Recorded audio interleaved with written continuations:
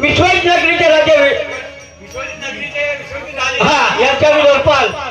जोडीवाला आणि मी आता महाराजांचे टाइम झाले तेव्हा बसलेल्या जनतेचे काहीतरी आपण कार्यक्रम आहे हा त्या स्वरूपाने काहीतरी कार्यक्रम जीवित राहिलं पाहिजे काय